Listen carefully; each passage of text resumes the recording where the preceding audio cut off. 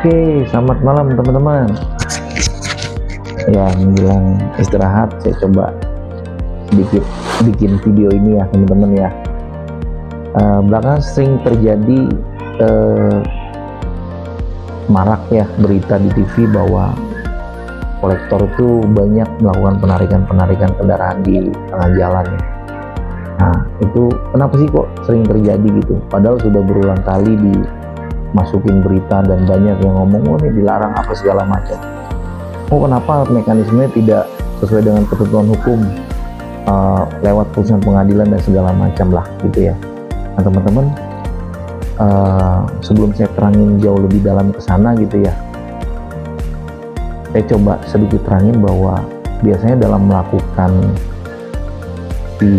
leasing atau bank dalam melakukan pembiayaan ya, atau memberikan pinjaman gitu ya, itu dilakukan yang namanya perjanjian pembiayaan atau kontrak perjanjian pinjaman ya. Nah, di dalam kontrak atau perjanjian tersebut sebenarnya sudah disepakati bersama gitu ya, bahwa apa yang menjadi tanggung jawab debitur dan apa yang menjadi tanggung jawab si kreditur gitu ya. Ya, salah satu poin pentingnya adalah si debitur ini harus bisa membayar angsuran yang sudah disepakati sesuai dengan ketentuan pembiayaan tersebut. Nah, tapi ada juga perjanjian tambahan di dalam perjanjian pokok tersebut. Nah, itu dikatakan sebagai perjanjian jaminan fidusia, teman-teman. Nah, apa sih perjanjian jaminan fidusia ini? Nah, sedikit saya mau kasih arti atau apa ya, arti dari jaminan fidusia ini adalah pengalihan hak suatu benda berdasarkan atas dasar kepercayaan ya. Itu artinya teman-teman, dialihkan berdasarkan kepercayaan. Suatu benda dialihkan berdasarkan kepercayaan dengan ketentuan bahwa benda yang hak kepemilikannya dialihkan tersebut tetap dalam penguasaan pemilik benda.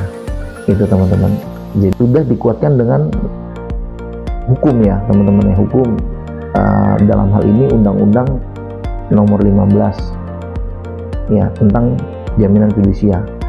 Apa sih yang menguatkan pihak leasing atau bank kok bisa narik kendaraan tersebut tanpa lewat putusan pengadilan? Nah, di jaminan fidusia memiliki hak eksekutorial ya terhadap barang yang dijaminkan tersebut tanpa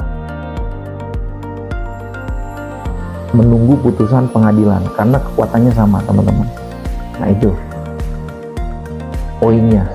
Nah, sehingga atas dasar ketentuan undang-undang jaminan fidusia tersebut, maka pihak leasing atau bank bisa mengeksekusi ya benda yang menjadi jaminan dalam perjanjian pembiayaan tersebut yang didaftarkan di notaris di dalam akte perjanjian fidusia teman-teman. Nah, itu makanya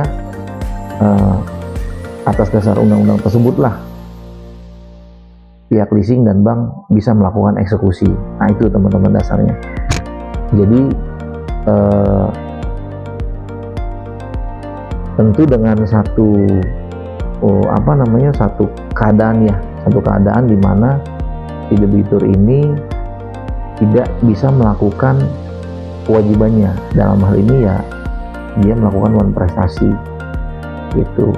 Nah, ketentuannya seperti apa wan prestasi? Ketentuannya biasanya leasing dan bank itu sudah lebih dari 90 hari teman-teman, atau 3 bulan.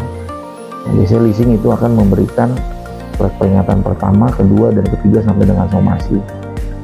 Ketika semua itu tidak direspon, barulah pihak leasing atau bank melakukan fungsi dari jaminan fidusia tersebut yang sifatnya eksekutorial itu. Nah, itu teman-teman. Jadi itu sedikit informasi dari saya sebagai praktisi di dalam pembiayaan ya, itu pembiayaan konsumen. kita harus ingat bahwa sebagai debitur memiliki tanggung jawab ketika kita mengajukan suatu pembiayaan gitu ya, atau kita pinjam uang atau apapun itu ya teman-teman kepada pihak bank atau leasing, ya kita harus bisa memanage keuangan kita dengan baik, sehingga apa yang menjadi tanggung jawab kita bisa kita pertanggungjawabkan dengan baik, teman-teman. Itu saja mungkin dari saya, mudah-mudahan info ini bisa bermanfaat dan berguna buat teman-teman. Thank you, selamat malam.